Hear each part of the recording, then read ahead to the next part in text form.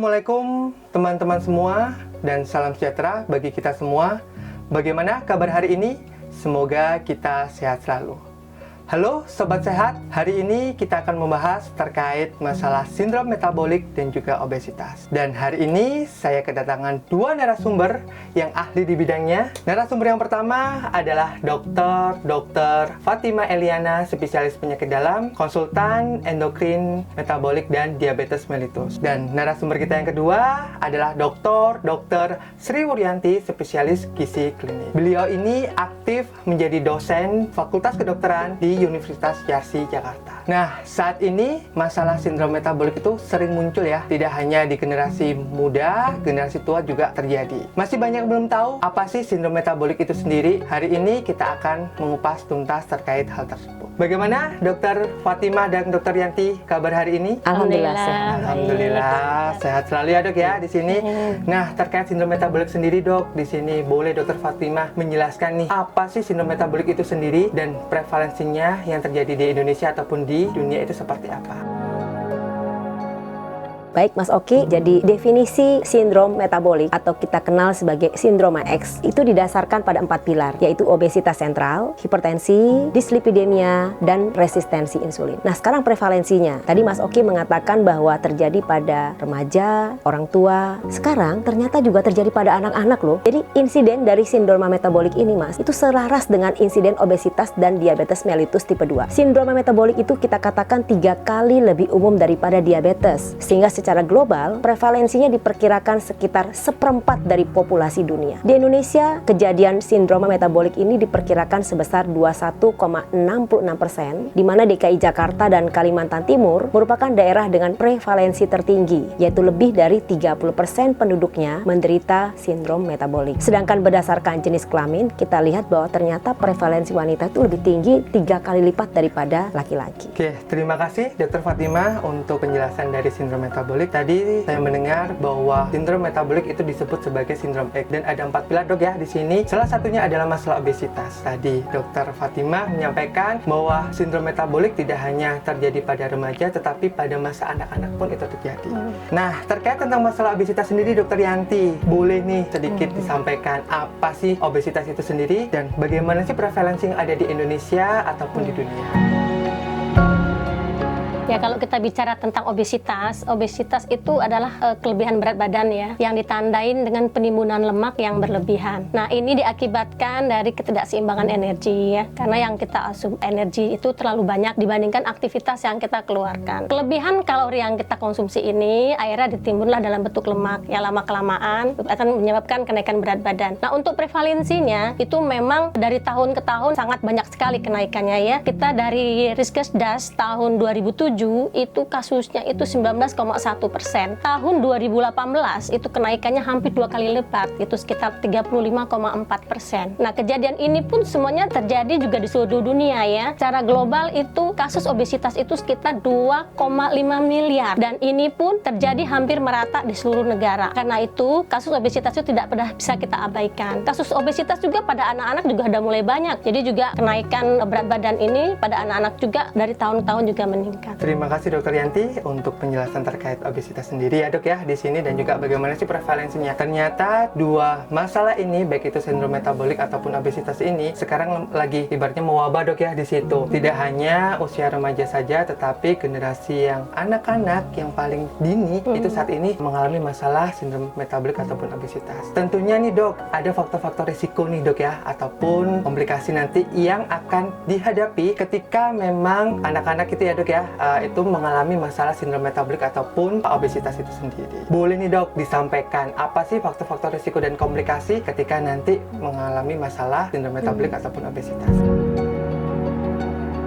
Ada beberapa faktor risiko untuk terjadinya sindroma metabolik tersebut. Yang pertama adalah gaya hidup. Penderita sindroma metabolik cenderung memiliki berat badan yang berlebih serta memiliki tingkat aktivitas fisik yang rendah. Inilah yang mengakibatkan mereka mudah mengalami obesitas. Yang kedua adalah pola makan. Kita ketahui bersama saat ini konsumsi makanan yang tinggi gula, garam, dan lemak seperti makanan cepat saji banyak sekali dikonsumsi oleh anak-anak muda, bahkan anak-anak kecil serta orang tua pun tidak jarang mengkonsumsinya secara teratur. teratur. Ini juga mengakibatkan risiko terjadinya penimbunan lemak. Berikutnya merokok. Merokok adalah hal yang paling sulit kita hindari, terutama banyak orang yang sulit untuk melepaskan ketergantungannya dengan rokok. Namun ada beberapa cara yang bisa kita lakukan untuk mengatasi hal tersebut. Alkohol di Indonesia terus terang konsumsi alkohol tidak banyak, tetapi di kota-kota besar tentu saat ini sudah semakin banyak dikonsumsi dan ini juga merupakan risiko untuk terjadinya sindrom metabolik. Berikutnya adalah kurang tidur dan stres. Kurang tidur dan stres ini adalah suatu hal yang sulit kita hindari, terutama kita yang bekerja di kota besar, di daerah urban ya, dengan lingkup pekerjaan yang sangat berat, tekanan pekerjaan yang cukup berat. Bukan hanya stres karena pekerjaan saja, tapi stres karena perkawinan, stres karena kemacetan, stres karena lingkungan sekitar, itu juga bisa memicu terjadinya sindrom metabolik. Selanjutnya saya akan bahas mengenai komplikasi, Mas. Karena kalau kita biarkan, sindrom metabolik ini bisa menyebabkan berbagai komplikasi ya, mulai dari penyakit kardiovaskular ya. Kita tahu saat ini sering kita mendengar berita-berita ada artis yang meninggal mendadak karena serangan jantung. Kemudian kita dengar ada beberapa pasien yang meninggal karena stroke, bertahun-tahun dia menderita sindrom metabolik, akhirnya meninggal karena stroke. Berikutnya gagal ginjal. Bahkan banyak pasien yang harus berakhir dengan menjalani hemodialisa atau bahkan transplantasi ginjal. Data terakhir dari hemodialisa menjelaskan bahwa hampir sebagian besar penyebab hemodialisa ini adalah diabetes dan hipertensi. Berikutnya adalah kerusakan hati yang kita sebut karena perlemakan hati ataupun karena adanya gagal hati yang kronis. Oke, Dokter Fatima, menarik sekali ya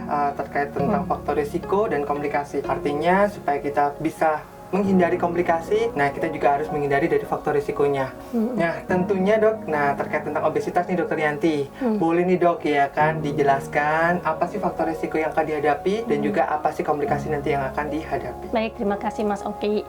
Ya sebenarnya apa yang sudah dijelaskan Dokter Fatima itu banyak kemiripan ya dengan faktor risiko kejadian obesitas. Memang obesitas ya terutama disebabkan oleh ketidakseimbangan asupan energi ya yang kita dapat dari makanan ya. Kalau kita berkonsumsi makanan secara berlebihan, akhirnya akan menumpuk, disimpan menjadi lemak dan lama-kelamaan berat badan kita naik. Kemudian lagi faktor lingkungan nih, kan kita semua dipermudah oleh kemajuan teknologi ya dari segi transportasi, dari segi komunikasi ya, sehingga cenderung kita menjadi kurang aktivitas. Kemudian juga faktor genetik. Kita tahu bahwa dari beberapa penelitian juga menyebutkan bahwa faktor genetik bila salah satu orang tua mengalami obesitas, itu anak akan berisiko 40% mengalami obesitas juga. Kalau kedua orang tua juga mengalami obesitas, kemudian anaknya 60% lebih akan mengalami obesitas juga. Kemudian juga dari faktor obat-obatan. Beberapa obat-obatan seperti obat kortikosteroid, obat antipsikotik, ya juga hormonal itu juga cenderung menyebabkan kenaikan berat badan. Komplikasi ya. Komplikasi dari obesitas ini juga mirip sebenarnya dengan sindrom metabolik ya. Jadi obesitas itu bisa menyebabkan nanti penyakit jantung, diabetes, hipertensi, sampai stroke juga ya. Kemudian pankreatitis, batu empedu. Kemudian sekarang yang sering sekali kita temukan itu kasus gangguan pada kesuburan nih, terutama pada wanita ya, yang kita sebut dengan PCOS, asma ya. Nah, belum lagi dari faktor berat badan itu sendiri tuh kan, kalau orang berat badannya berlebihan biasa kan kaki mengalami masalah ya, akan menyebabkan terjadinya osteoartritis. Menarik sekali dok ya, di sini artinya cukup luas dok ya terkait komplikasi nanti yang akan dihadapi dan juga faktor resiko yang harus dihindari dok ya di situ, supaya nantinya kita tidak akan mengalami masalah sindrom metabolik ataupun obesitas sendiri. Nah, kalau misalnya nih dok sudah terjadi, apa sih dok yang akan dilakukan? Baik itu secara medis ataupun dari nutrisinya. Jadi sebenarnya ada 3 pilar utama dalam melakukan tata laksana sindroma metabolik tersebut. Pilar yang pertama adalah terapi nutrisi medis atau kita kenal dengan pola makan sehat. Yang kedua adalah aktivitas fisik. Nah, aktivitas fisik ini perlu kita ketahui bersama bahwa kita harus melakukan aktivitas fisik itu minimal 150 menit per minggunya bila kita melakukan latihan aerobik yang intensitasnya yang sedang, misalnya jalan cepat dan sebagainya. Tapi kalau misalnya kita nggak sempat, mungkin kita bisa melakukan dengan intensitas tinggi dan itu cukup 75 menit per minggunya. Orang mengatakan mesti jalan 10.000 langkah, tepat itu sudah tepat ya. Berikutnya latihan kekuatan, jangan dilupakan juga latihan kekuatan. Jadi bukan hanya latihan aerobik, jadi latihan kekuatan ini tujuannya adalah untuk memperkuat massa otot. Itu dilakukan minimal 2 kali seminggu. Pilar yang terakhir adalah obat-obatan. Kenapa saya katakan pilar terakhir? Karena yang paling penting dari semua itu adalah pola makan dan aktivitas fisik. Namun demikian, ada beberapa orang tertentu di mana tidak mungkin hanya melakukan kedua hal di atas. Jadi mau tidak mau kita harus memberikan tambahan farmakoterapi. Ada beberapa ketentuan guideline yang sudah kita gunakan hingga saat ini, yaitu bila orang tersebut indeks massa tubuhnya lebih dari 27 kg per meter persegi, maka kita anjurkan untuk pemberian obat-obatan anti obesitas. Nah, kalau indeks massa tubuhnya lebih dari 35, apalagi disertai dengan komorbid, misalnya punya penyakit jantung atau dia punya osteoartritis, maka mungkin kita anjurkan untuk operasi bariatrik. Berikutnya kita berikan juga terapi-terapi lainnya sesuai dengan kondisi pasien atau penyakit komorbid yang dimiliki oleh pasien tersebut. Misalnya pasien punya penyakit kolesterol atau dislipidemia, maka kita berikan statin. Bila perlu ditambahkan ezetimibe. Pasien punya penyakit hipertensi, kita berikan obat anti hipertensi ya, dengan target tekanan darahnya kurang dari 130/80. Dan pilihlah obat anti hipertensi berdasarkan kondisi pasien. Jangan beli obat sembarangan. Berikutnya kalau dia ada diabetes ataupun prediabetes, mungkin perlu kita berikan obat anti diabetes, misalnya metformin, ataupun juga ada yang namanya injeksi GLP-1 reseptor agonis, ataupun dengan SGLT2 inhibitor, ataupun dengan obat-obatan lain yang sesuai dengan kondisi kesehatan pasien. Terima kasih Dr. Fatima ya, menarik sekali nih, kita sudah tahu apa sih nanti yang akan dilakukan ya kalau misalnya terkena dari sindrom metabolik. Nah saatnya nih untuk obesitas sendiri gimana dok? Apa sih tata laksana secara medis ataupun dari segi nutrisi dok ya untuk bisa dilakukan pada pasien-pasien yang mengalami masalah obesitas? Yang pertama adalah perubahan perilaku, baik itu dari pola makan maupun dari aktivitas fisik ya. Jadi memang dari perubahan pola makan ya kita kembali ke gizi seimbang yang dicanangkan oleh pemerintah ya. Jadi memang harus memenuhi kecukupan kalori dari tiap orang masing-masing, itu kan berbeda-beda ya. Tapi yang penting adalah asupan karbohidrat itu tidak terlalu banyak. Khususnya karbohidrat yang jenis yang karbohidrat simplek ya, yang gampang diserap dan cepat bikin lapar lagi itu. Jadi sekarang disarankan adalah karbohidrat yang jenis kompleks yang memang bisa memenuhi kebutuhan karbohidrat harian kita yang menimbulkan rasa kenyangnya lebih lama. Ya, dengan mempunyai indeks glikemik yang rendah. Jadi memang harus mempunyai program untuk penurunan berat badan nih. Program penurunan berat badan itu memang kita harus lakukan restriksi kalori itu. Lebih kurang sekitar bisa 500 sampai 1000 kalori per hari itu kita harus kurangi. Oke, terima kasih Dr. Yanti ya di sini. Nah, artinya dok, dari yang Dr. Fatima sama Dr. Yanti sampaikan tadi bahwa pola hidup sehat dok ya di sini terkait tentang bagaimana itu dietnya ataupun aktivitas fisik itu yang memang harus diperhatikan. Nah, apalagi Dr. Yanti tadi menyampaikan bahwa pilihlah karbohidrat yang kenyangnya lebih lama atau karbohidrat kompleks di situ ya. Saya pernah membaca nih dok saat ini terkait tentang masalah beras porang. Nah, katanya nih dok, beras porang itu bisa membantu untuk memberikan manfaat sehat ataupun bisa mengganti nasi putih. Karena tadi ya Dr. Yanti menyampaikan bahwa asupan karbohidrat yang baik itu adalah dengan mempunyai indeks glikemik yang lebih rendah di situ ya dok. Nah, apa benar sih dok ya kan terkait tentang beras porang itu sendiri bisa memberikan manfaat sehat untuk kita semua?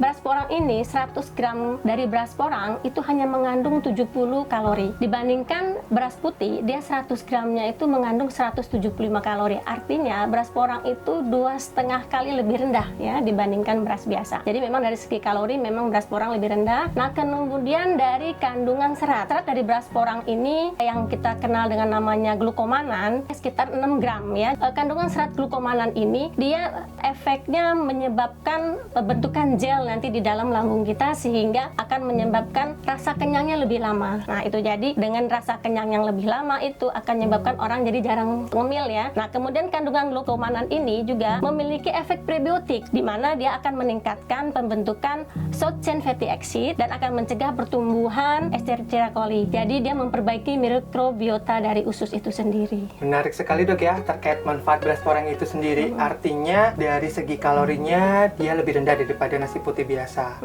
Selain itu memiliki tambahan lagi dok ya, kaya akan serat di situ glukomanannya dok ya di sini. Dia bisa membantu untuk kenyang lebih lama dan juga sebagai prebiotik ya dok ya di sini bisa membantu untuk memberikan nutrisi pada mikroflora yang ada di pencernaan kita. Nah, pantesan sekali dok ya, saya pernah membaca terkait penelitian nih dari dokter sekalian, baik Dr. Fatima ataupun Dr. Yanti tentang penggunaan dari beras porang itu sendiri. Boleh nih dok ya kan disampaikan bagaimana penelitian yang Dr. Fatima dan Dr. Yanti lakukan terkait dengan beras porang itu sendiri. Kami dari Universitas Yarsi telah melakukan penelitian pemanfaatan beras porang ini dengan melibatkan 4 mahasiswa dan juga 3 dosen, yaitu saya sendiri, Dr. Sri Wuryanti, dan ada satu lagi Dr. Nur Aisyah. Beliau juga dokter ahli spesialis gizi klinik. Nah, penelitian ini kami berikan atau kami sampaikan melalui flyer dengan mengundang mahasiswa dan karyawan Yarsi yang memenuhi kriteria sindroma metabolik. Kriteria itu meliputi yang pertama adalah apabila lingkar pinggangnya lebih dari 80 cm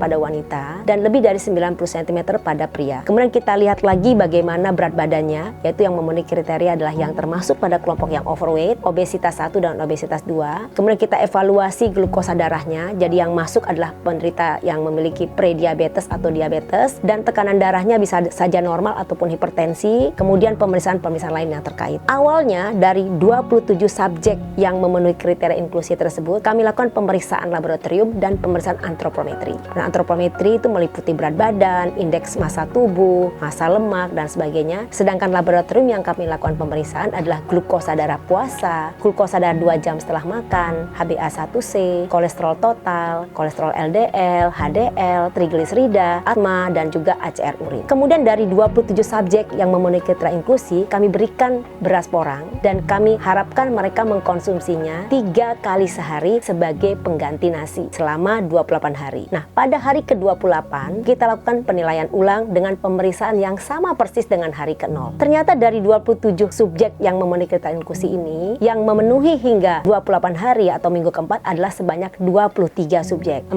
lainnya drop out karena satu dan lain hal, yaitu misalnya karena mereka tidak bisa datang untuk melakukan pemeriksaan, rumahnya jauh, ada juga yang merasa tidak nyaman, dan jadi ada 4 yang tidak kami hitung sebagai penelitian, tapi 23 lainnya itu masuk dalam subjek penghitungan untuk analisa statistik. Demikian Mas Oki. Oke, benar sekali ya. Artinya dari sampel, nah subjek penelitian itu bisa sampai di hari ke-28 ya dok ya, di situ atau minggu keempat di situ. Nah, kalau dari dokter Yanti sendiri, bagaimana nih dokter kayak tentang hasil penelitian yang dilakukan untuk pasien-pasien yang mengalami obesitas di situ? Setelah kita intervensi selama 28 hari, itu memang ada 4 orang yang kita drop out karena mereka tidak bisa mengkonsumsi beras porang secara rutin seperti yang kita sarankan selama 3 hari berturut-turut, akhirnya kita keluarkan. Nah, itu jadi dari penelitian saya itu ada 22 sampelnya. Dari usia ya kita bedakan, ya di bawah 30 tahun dan di atas 30 tahun. Di atas 30 tahun itu ada 10 orang dan di atas 30 tahun itu 12 orang. Dan kemudian laki-laki ada 13 orang, sisanya adalah wanita 9 orang. Nah, indeks massa tubuh itu mereka yang dimasuk penelitian saya itu ada obesitas 1 dan obesitas 2. Yang paling banyak adalah obesitas 2, 14 orang. Jadi seperti itu. Jadi di obesitas 2 dok ya, subjek penelitiannya itu yang lebih banyak di situ. Nah, kalau dari sudah screening nih dok, sudah melakukan ibaratnya terapi ya dok di situ dengan pemberian 1 hari 3 kali beras porang selama 28 hari. Apa nih dok hasilnya dok dari penelitian tersebut dok? Saya kan memang dari segi antropometriknya yang saya nilai, memang dari indeks massa tubuh. Nah, kemudian yang paling lebih meyakinkan lagi itu dari komposisi tubuhnya, Mas. Karena kita tidak bisa hanya melihat hanya dari indeks massa tubuh saja. Jadi yang kita nilai adalah komposisi tubuhnya ya. Kemudian kami memakai alat body composition Tanita ya. Jadi kita bisa lihat tuh perubahannya dari massa lemaknya, massa bebas lemaknya, bagaimana total cairan tubuhnya ya, visceral fatnya ya, basal metabolic rate-nya juga kita bisa nilai. Nah, dari berat badan itu terjadi penurunan berat badan 1,6 kilo dalam 28 hari itu ya, dengan dia mengkonsumsi 3 kali, yaitu makan pagi, makan siang, makan malam, digantikan dengan beras porang itu tadi ya. Kemudian penurunan dari persen fatnya ya terjadi sekitar 0,73% itu terjadi penurunan. Kemudian massa lemaknya turun dalam bentuk kilonya nih ya sekitar 0,6 kilo.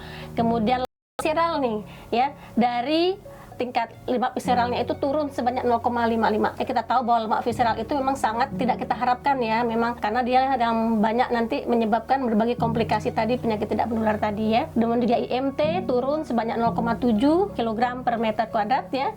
Nah, lingkar pinggang itu turun sekitar 5 cm ya. Jadi yang telah saya sebutkan tadi itu memang secara statistik bermakna penurunannya. Oke, dokter, artinya komposisi tubuhnya ini dok ya mengalami perubahan di situ setelah mengkonsumsi beras porang yang dokter dokter sarankan. Nah, kalau dari dokter Fatima sendiri dok ya, terkait hasil penelitian laboratoriumnya nih dok, bagaimana nih dok? Baik, dari hasil penelitian ini kita dapatkan dari 23 subjek yang memenuhi kriteria inklusi dan telah mengkonsumsi beras porang 3 kali sehari selama 28 hari, ternyata terdapat penurunan yang sangat bermakna untuk kadar glukosa darah puasanya sebesar 11 mg per desiliter ya, dihitung dari baseline sampai ke 28 hari. Kadar gula darah 2 jam setelah makan atau postprandial yang biasa kita sebut juga turun sebanyak 13,98 mg per desiliter. Dan yang paling menarik ada HbA1c. Itu susah nurun HbA1c mas. Itu bisa turun hingga 0,26% ya dalam hanya waktu 1 bulan. Kemudian kolesterol total juga turun sebanyak 13,39 mg. Trigliserida turun sebanyak 14,0,2 mg. Dan yang menarik lagi ada ADMA. Mungkin di sini banyak yang kita tidak tahu mengenai ADMA. ADMA itu sebenarnya ada suatu parameter kerusakan kardiovaskular, kerusakan makrovaskular. Jadi itu menunjukkan kerusakan endotel yang terjadi pada tubuh kita. Semakin rendah ADMA berarti semakin rendah risiko untuk terjadinya gangguan kardiovaskular pada pasien tersebut. Dan ini menariknya, dengan konsumsi beras porang hanya selama 28 hari, terjadi penurunan risiko gangguan kardiovaskular itu sangat bermakna dengan turunnya ADMA itu 0,17 mikromol per liter. Kami juga melakukan beberapa data lagi, walaupun terdapat penurunan juga, walaupun tidak bermakna, tapi penurunan cukup signifikan, yaitu kolesterol LDL. Kita tahu juga sulit menurunkan LDL ya tanpa obat-obatan. Ini bisa turun hingga 9,55 mg per desiliter. Kolesterol HDL juga terjadi perbaikan ya, peningkatan sebanyak 0,3 mg. Dan satu lagi ACR urin. ACR urin juga terjadi perbaikan sebesar 3,99 mg per gram. Mungkin juga banyak yang tidak memahami apa itu ACR urin. Jadi ACR urin itu adalah parameter kerusakan mikrovaskular. Jadi kalau tadi ADMA kerusakan makrovaskular, ini kerusakan mikrovaskular. Organ apa saja sih yang punya mikrovaskular?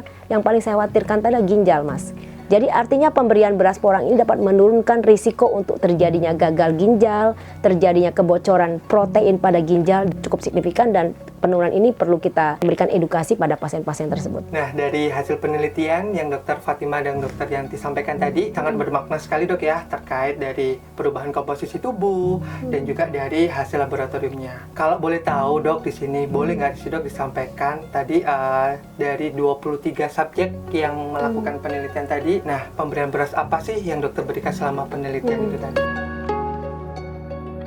Baik, nah penelitian kami ini kami memakai beras porang ya dari PT Asia Prima Konjac ya, yang memiliki komposisi tepung porangnya itu 48% dan tepung beras juga di situ dalamnya ya. Nah, beras porang dari PT Asia Prima Konjac ini memiliki kandungan indeks glikemik 54,97. Jadi memang termasuk kategorinya indeks glikemiknya yang rendah ya. Dibandingkan dengan beras putih itu indeks glikemiknya di atas 70 yaitu 72,8%.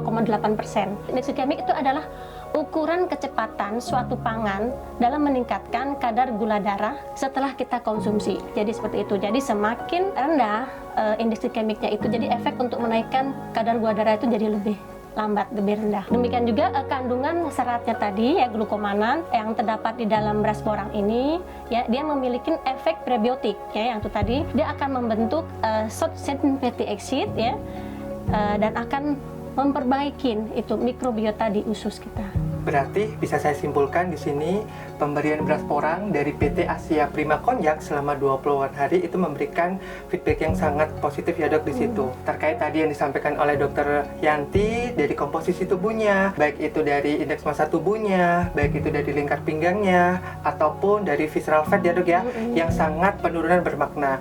Dan juga dari hasil labnya dok di sini, nah terkait tadi dokter menyampaikan HbA1c, nah itu sangat bermakna sekali penurunannya, sehingga dengan pemberian beras porang dari PT Asia Prima Konjac di sini, menurut pandangan saya itu memberikan makna yang positif. Nah, semoga dari apa yang kita sampaikan, dokter sampaikan, ilmu yang sampaikan di sini bisa bermakna untuk kita semua, dok ya di sini. Nah, sebelum saya tutup, saya ada satu pantun di sini, jalan-jalan ke negeri Polan, jangan lupa kita untuk makan. Semoga ilmu yang kita sampaikan bermanfaat dan jangan lupa untuk diamalkan. Terima kasih sebelumnya. Terima kasih. Assalamualaikum warahmatullahi wabarakatuh. Nasi porang, nasinya pasti Fukumi.